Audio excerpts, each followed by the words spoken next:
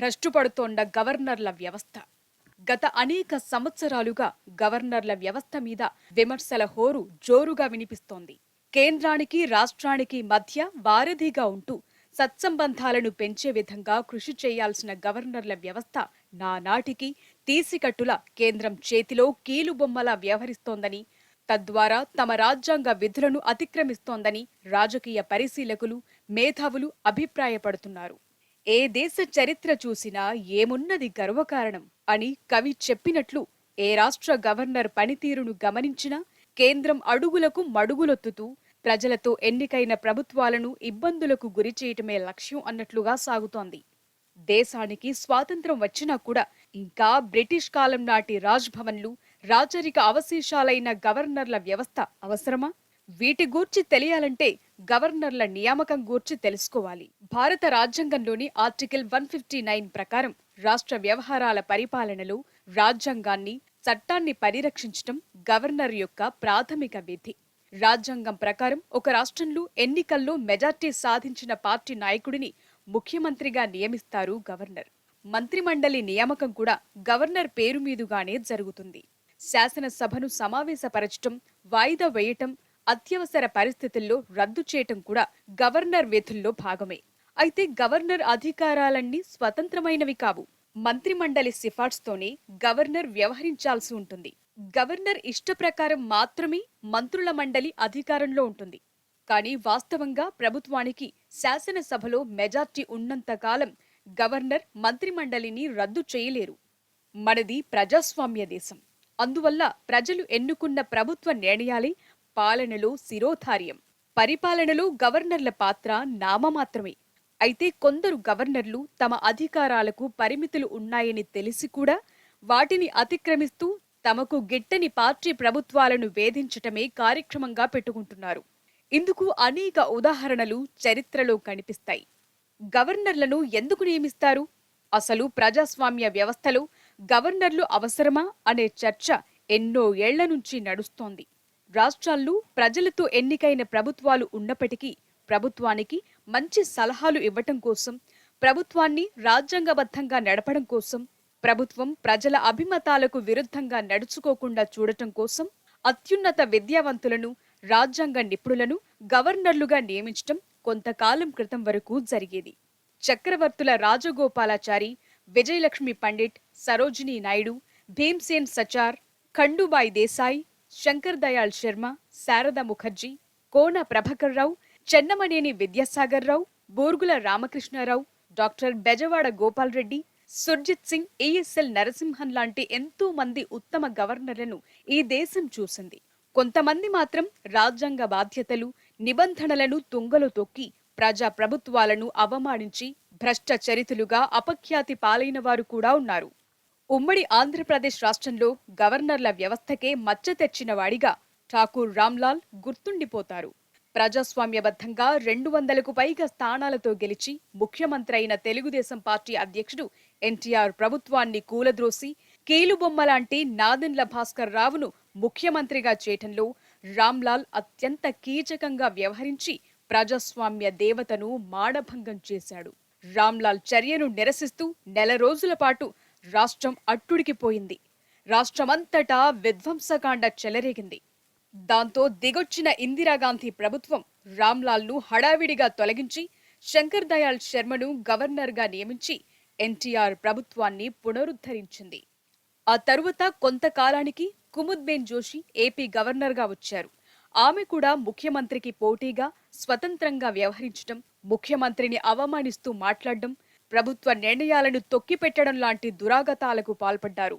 ఆమె కాలంలో రాజ్భవన్ గాంధీ భవన్ గా మారిందని అనేక విమర్శలొచ్చాయి. అయినప్పటికీ ముఖ్యమంత్రి ఎన్టీఆర్కు ఆమెకు మధ్య పచ్చగడ్డి వేస్తే భగ్గుమనేది. ప్రతిపక్ష కాంగ్రెస్ పార్టీ నాయకులు ఎప్పుడంటే అప్పుడు అత్తారింటికి వెళ్లినట్లు రాజ్భవన్కు వెళ్లి విందులు ఆరగించేవారని ఆరోపణలు వినిపించాయి. ఏమైనప్పటికీ గవర్నర్ పదవికి అపఖ్యాతి తెచ్చిన వ్యక్తిగా ఆమెను చరిత్ర అభివర్ణించింది. ఆ తరువాత వచ్చిన గవర్నర్ కృష్ణకాంత్ యంగ్టర్కులుగా పిలవబడే ముగ్గురిలో ఒకరు. 1994లో మిత్రపక్షాలతో కలిసి 250 సీట్లకు పైగా మెజార్టీతో ప్రభుత్వాన్ని ఏర్పాటు చేసిన ఎన్టీఆర్కు ఆయన అల్లుడు చంద్రబాబు నాయుడు వెన్నుపోటు పొడిచినప్పుడు ఆయన పెట్టిన ఆశలకు లొంగిపోయి ఎన్టీఆర్ ప్రభుత్వాన్ని రద్దు చేసి చంద్రబాబును ముఖ్యమంత్రిగా ప్రతిష్ఠించి ప్రజాస్వామ్యానికే మాయని మచ్చను తెచ్చిపెట్టాడు. అప్పట్లో ఆయనకు రాష్ట్రపతి పదవి వచ్చేట్లుగా సహకరిస్తానని వాగ్దానం చేశారట చంద్రబాబు. అయితే అనూహ్యంగా రాష్ట్రపతి ఎన్నికల్లో చంద్రబాబు అబ్దుల్ కలాంకు మద్దతివ్వటంతో అబ్దుల్ కలాం రాష్ట్రపతిగా ప్రమాణ స్వీకారం చేయకముందే గుండె పగిలి మరణించాడు కృష్ణకాంత్. ఒక్క ఆంధ్రప్రదేశ్ తెలంగాణలోనే కాదు, దేశంలోని అనేక రాష్ట్రాల్లో గవర్నర్లు తమ పరిధులు అతిక్రమించి ప్రజా ప్రభుత్వాలను ముప్పు తిప్పలు పెడుతున్నాయి. పశ్చిమ బెంగాల్ గవర్నర్ జగదీప్ ధన్కర్ కు ముఖ్యమంత్రి మమతా బెనర్జీకి మధ్య పచ్చగడ్డి వేస్తే భగ్గుమంటోంది. మమతా బెనర్జీ తీసుకునే నిర్ణయాలకు అడ్డుపడటమే అక్కడి గవర్నర్ ఎజెండాగా తీసుకుని పనిచేస్తున్నారు. అలాగే ఢిల్లీలో లెఫ్టినెంట్ గవర్నర్ కు ముఖ్యమంత్రి కేజ్రీవాల్ కు క్షణం కూడా పొసగదు.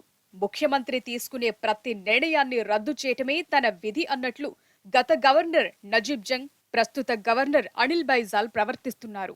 పుదుచ్చేరికి లెఫ్టినెంట్ గవర్నర్ గా పనిచేసిన కిరణ్ బేడి ముఖ్యమంత్రి నారాయణ స్వామితో ఘర్షాపూరిత వైఖరిని అవలంబించారు. ముఖ్యమంత్రులకు సమాంతరంగా అధికారాలు చెలాయించాలని ప్రయత్నించటం, అధికారుల దైనందిన విధుల్లో జోక్యం చేసుకోవటం, విశ్వవిద్యాలయ పాలనలో అడుగడుగునా వేలు పెట్టటం లాంటి అప్రజాస్వామిక విధానాలతో గవర్నర్ పదవికి కళంకం తెచ్చారు.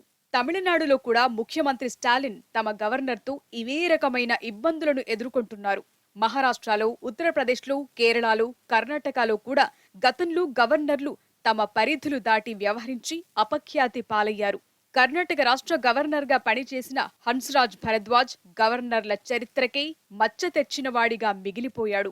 సోనియా గాంధీ తాబేదారుగా వ్యవహరించి అప్పటి బీజేపీ ప్రభుత్వాన్ని 3 చెరువుల నీళ్లు తాగించాడు. ఇలా ఏ రాష్ట్ర చరిత్రను పరిశీలించినా తమకు ప్రత్యర్థి పార్టీలు పాలిస్తోన్న ప్రభుత్వాలను వేధించటమే ధ్యేయంగా కేంద్రంలో అధికారం చెలాయిస్తోన్న పార్టీలు పెడదారిలో నడుస్తున్నాయి. తమ ఆదేశాలను ధిక్కరించి విలువలకు ప్రాధాన్యత ఇచ్చే గవర్నర్లను బదిలీ చేయటానికి కూడా తెగిస్తున్నాయి. కాగా ఈసారి గవర్నర్ ప్రసంగం లేకుండా బడ్జెట్ సమావేశాలు ప్రారంభించాలని తెలంగాణ రాష్ట్ర ముఖ్యమంత్రి కేసీఆర్ తీసుకున్న నిర్ణయాన్ని కొందరు విపక్ష నాయకులు తప్పుబడుతున్నారు. గవర్నర్ను అవమానించాడంటూ వక్రభాష్యాలకు తావిస్తున్నారు. ప్రభుత్వం మీద, ముఖ్యమంత్రి మీద నోళ్లు పారేసుకుంటున్నారు.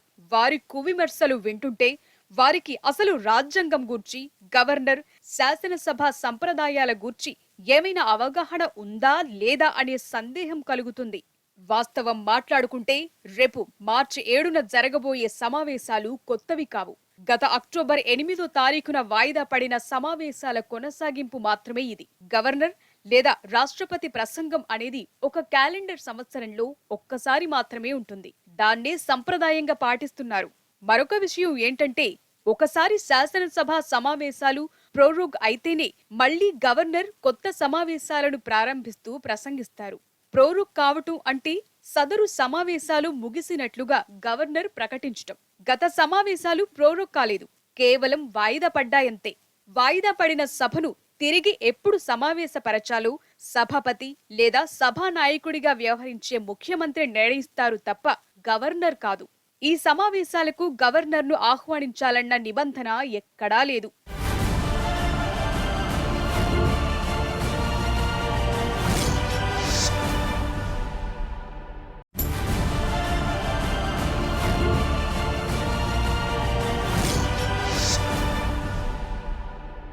ముఖ్యమంత్రి కేసీఆర్ 35 ఏళ్లుగా లోక్సభలోనూ, శాసనసభలోనూ గడుపుతున్నారు. అనేక సార్లు ఎమ్మెల్యేగా, ఎంపీగా, ఉమ్మడి రాష్ట్ర మంత్రిగా, కేంద్ర మంత్రిగా సుదీర్ఘ కాలం పనిచేశారు. 8 ఏళ్లుగా తెలంగాణ రాష్ట్ర ముఖ్యమంత్రిగా తిరుగులేని ప్రజాబలంతో ప్రభుత్వాన్ని నడుపుతున్నారు. ఆయనకు తెలియని సభా నిబంధనలు, రాజ్యాంగ నిబంధనలు ఉంటాయని ఎవరైనా నమ్ముతుంటే వారిని పరమశుంఠలుగా నిశ్చింతగా నమ్మొచ్చు. నిజానికి రాష్ట్ర గవర్నర్లకు కేసీఆర్ అత్యున్నత గౌరవాన్నిస్తున్నారు. తరచుగా రాజ్భవన్ కు వెళ్లి వారితో సమావేశమై ప్రభుత్వ పరిపాలనను గూర్చి, నిర్ణయాలను గూర్చి సమాచారమిస్తున్నారు.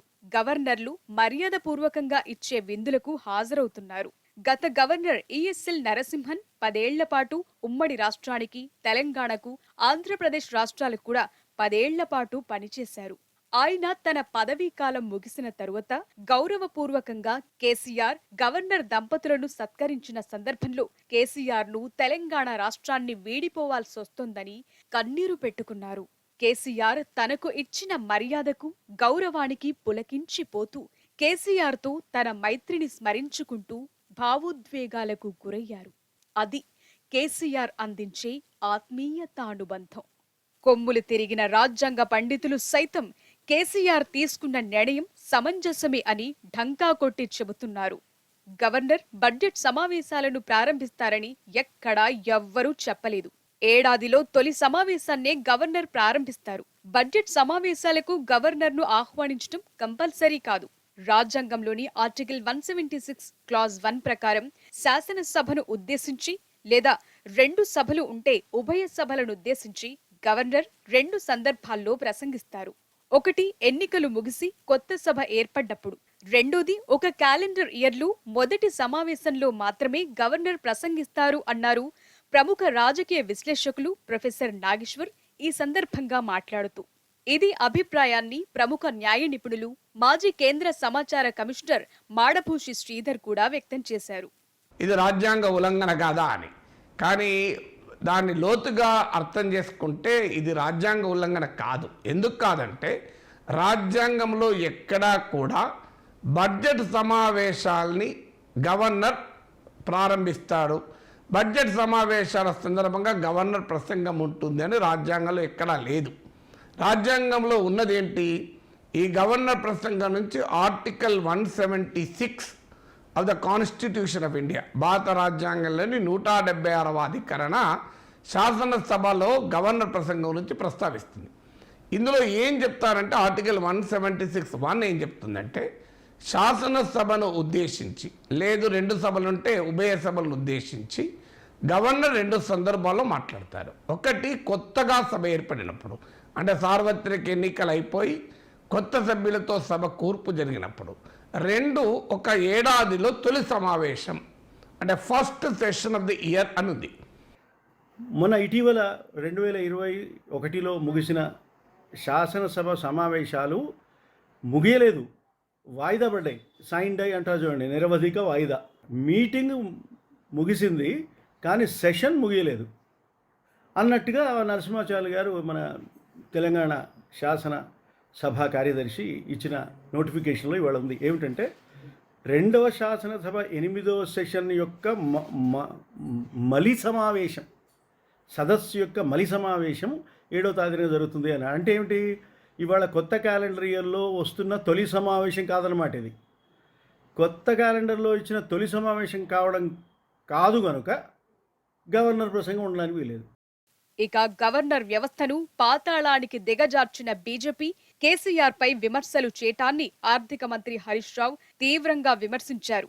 గవర్నర్ కార్యాలయానికి మీకు సంబంధం ఏంటి? మధ్యప్రదేశ్, కర్ణాటక ప్రభుత్వాలను ఎలా కూలద్రోశారు? గుజరాత్ గవర్నర్ను మోదీ డిస్మిస్ చేయలేదా?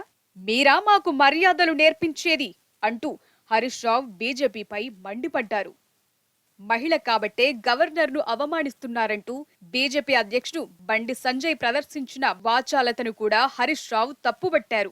దేశ స్వతంత్రం కోసం పోరాడిన కమలాబేన్ని అత్యంత అవమానకరంగా గుజరాత్ గవర్నర్ పదవి నుంచి డిస్మిస్ చేసింది మోదీ కాదా?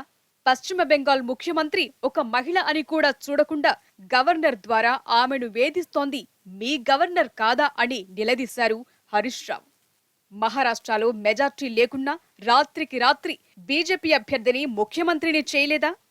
మధ్యప్రదేశ్ ఎన్నికల్లో ఓడిపోయిన ప్రభుత్వాన్ని ఎలా ఏర్పరిచారు? కర్ణాటకలో కాంగ్రెస్ ప్రభుత్వాన్ని కూల్చిందెవరు అని హరీష్ రావు బీజేపీ మీద విరుచుకుపడ్డారు. కమలా బేనివాల్ గారిని గవర్నర్ను రాత్రికి రాత్రి అవమానపరంగా ఒక స్వాతంత్ర సమర యోధురాలని డిస్మిస్ చేస్తే ఆవిడ ఒక మహిళ అని మీకు కనబడదు. హేమంత్ బిశ్వాస్ మాతృమూర్తులందరినీ అవమానపరిస్తే ఇది మహిళా లోకాన్ని అవమానపరిచింది అనేటువంటి ఇది లేకుండా, సిగ్గు లేకుండా ఇంకా మీరు ఆ వ్యాఖ్యల్ని సమర్థించినటువంటి వాళ్ళు మీరు. మహిళా సీఎం అయినటువంటి మమతా బెనర్జీ గారిని ఇబ్బంది పెడితే మాట్లాడింది మీరు, ఇబ్బంది పెడుతున్నది మీరు. ఇవన్నీ ఒక దిక్కుంటే ఇంకోవైపు ఇది మహిళా గవర్నర్ కనుక ఇబ్బంది పెడుతున్నారు, ఇది దయ్యాలు వేదాలు వలిచినట్టు ఉంది ఇలా బండి సంజయ్ గారి వ్యాఖ్యలు. అసలు గవర్నర్ గారిని అవమానపరచాల్సిన అవసరం మాకెందుకు ఉంటుంది? మీరు అవమానపరుస్తున్నారు. అసలు మీకేం సంబంధం బీజేపీ పార్టీకి? గవర్నర్ గారికి ఏదైనా క్లారిఫికేషన్ ఉంటే రాజ్భవన్ సచివాలయంతో మాట్లాడుతుంది, ముఖ్యమంత్రి గారి కార్యాలయంతో మాట్లాడుతుంది, లెజిస్లేచర్తో మాట్లాడుతుంది. మీరెందుకు దానికి కాషాయం రంగు పూరుస్తున్నారు? రాజ్భవన్కు కాషాయం రంగు మీరెందుకు పూరుస్తున్నారు? ఇవాళ మీరు బీజేపీ పార్టీని కంటగట్టి ఇవాళ మీరు గవర్నర్ గారి వ్యవస్థను దిగజారుస్తున్నారు, గవర్నర్ గారిని మీరు అవమానపరుస్తున్నారు. గవర్నర్ను పిలవకుండా సమావేశాలు జరపటం ఇదేం మొదటిసారి కాదు. 2 ఏళ్ల క్రితం జనవరిలో సమావేశమైన ఆంధ్రప్రదేశ్ అసెంబ్లీ సమావేశాల్లో కూడా గవర్నర్ ప్రసంగించలేదు. ఎందుకంటే అంతకు ముందటి సభా సమావేశాలు ప్రోరోగ్ కాలేదు. అలాగే ఢిల్లీ అసెంబ్లీ కూడా 4 ఏళ్ల క్రితం లెఫ్టినెంట్ గవర్నర్ ప్రారంభోపన్యాసం లేకుండానే మొదలయ్యాయి. ఇంకా వెనక్కు వెళ్లి చూస్తే ఉమ్మడి రాష్ట్రానికి కాసు బ్రహ్మానందరెడ్డి ముఖ్యమంత్రిగా ఉన్నప్పుడు కూడా నాటి గవర్నర్ ఖండూభాయ్ దేశాయ్ను ఆహ్వానించకుండానే సమావేశాలు జరిగాయి. ఇదంతా చరిత్ర పుటల్లో లిఖించబడిన నిష్ఠుర నిజాలు. రాష్ట్ర ప్రజల సమస్యలు మంత్రులకు, ముఖ్యమంత్రులకు తెలుస్తాయా, లేక ఎక్కడి నుంచో వచ్చిన గవర్నర్లకు తెలుస్తాయా? సమైక్య రాష్ట్రంలో కరెంట్, నీళ్లు, నిధులు, నియామకాల కొరతను ఎదుర్కొన్న తెలంగాణలో ఇవాళ కరెంటు కట్ లేదు, నీటి కరువు లేదు, పరిశ్రమల కొరత లేదు, ప్రైవేట్ రంగంలో ఉపాధి కొరత లేదు, అవినీతి బాగా తగ్గింది, మహిళల మీద అత్యాచారాల సంఖ్య తగ్గింది, రైతు బంధు, దళిత బంధు, కళ్యాణ లక్ష్మి, ఆసరా, కేసీఆర్ కిట్స్, ఆరోగ్యశ్రీ, గురుకుల పాఠశాలలు, రైతులకు ఉచిత విద్యుత్, రైతు బీమా లాంటి 25 పథకాలు నిరాటంకంగా అమలు జరుగుతున్నాయి. ఇవన్నీ గవర్నర్లు చెబితే జరుగుతున్నాయా, లేక కేసీఆర్ లాంటి ప్రజా నాయకులు ఆలోచిస్తే జరుగుతున్నాయా అనే జ్ఞానం ఉంటే కేసీఆర్ను ఎవరూ తప్పుపట్టరు. అసలు న్యాయంగా మాట్లాడుకుంటే ఈ గవర్నర్ల వ్యవస్థే ఒక దండుగా మారి పంచాంగం. రాజులు, రాచరికాలు ఏనాడు పోయి ప్రజాస్వామ్యంలో బ్రతుకుతున్న మనకు ఈ రాజ్భవనాలేమిటి నాన్సెన్స్ కాకపోతే? ప్రజలతో ఎన్నికయ్యే ప్రభుత్వాలదే ఎప్పటికైనా అంతిమ నిర్ణయం. ప్రజలతో ఏమాత్రం సంబంధం లేని గవర్నర్లు నిర్ణయాత్మక పాత్ర పోషించాలనుకుంటే అలాంటి చర్యలను ప్రతిఘటించక తప్పదు. గవర్నర్లు కేంద్రానికి ఏజెంట్లుగా పనిచేస్తూ ప్రజాస్వామ్యాన్ని అపహాస్యం పాలు చేస్తున్నారు. ప్రభుత్వ వ్యవహారాల్లో వేలు పెట్టడం, ప్రభుత్వ అధికారులతో నేరుగా సమావేశాలు పెట్టడం, తమంతట తాముగా సంస్థలను నడుపుతూ ప్రజలను ప్రభావితం చేయటానికి ప్రయత్నించటం, కేంద్రం చేసే దుర్మార్గాలకు వంతపాడటం తప్ప అసలు గవర్నర్లతో పనేమిటి? కొందరు ఉత్తమ గవర్నర్లుంటే ఉండొచ్చు, వారు చాలా అరుదుగా ఉంటారు. మిగిలిన అనేక రాష్ట్రాల గవర్నర్లు తమ అధికారాలను దుర్వినియోగం చేస్తున్నారు. బెంగాల్, తమిళనాడు, మహారాష్ట్ర, ఢిల్లీ లాంటి రాష్ట్రాల్లో గవర్నర్లు మరొక అధికార కేంద్రాలుగా వ్యవహరిస్తూ కేంద్రానికి తొత్తులుగా మారి ప్రజా ప్రభుత్వాలను ఇబ్బంది పెడుతున్నారు. అందుకే గవర్నర్ల వ్యవస్థను రద్దు చేయాలని 40 ఏళ్ల క్రితమే నందమూరి తారక రామారావు గర్జించారు. అందుకే రాజ్యాంగ నిపుణులు, పరిశీలకులు ముఖ్యమంత్రి కేసీఆర్ తీసుకున్న నిర్ణయంలో ఏమాత్రం అనౌచిత్యం లేదని ఢంకా బజాయించి చెబుతున్నారు. ఎప్పటికైనా సత్యమే జయిస్తుంది. అబద్ధాలు, పుకార్లతో ఎన్నాళ్లు నిజాలను కప్పిపెట్టగలరు? అరచేతిని అడ్డుపెట్టి సూర్యోదయాన్ని ఆపాలనుకునే మూర్ఖులకు జవాబు ఎలా చెప్పాలో తెలంగాణ ప్రజలకు బాగా తెలుసు. కేసీఆర్ను ముట్టుకోవటమంటే ప్రజ్వలించే మధ్యందిన మార్తాండుడిని ముట్టుకోవటమే. జాగ్రత్త, పులినోట్లో చెయ్యి పెట్టాలనుకుంటే అల్పాహారమే అయిపోతారు.